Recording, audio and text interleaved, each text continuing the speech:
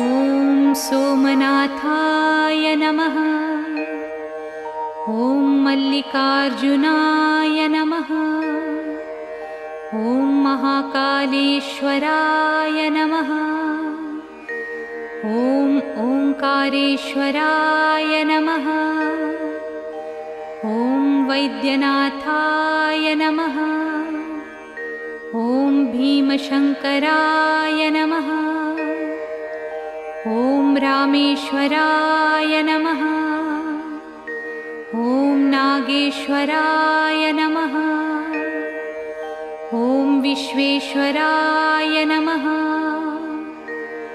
ॐ त्र्यम्बकेश्वराय नमः।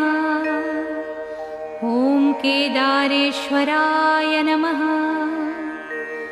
ॐ भुस्मेश्वराय नमः।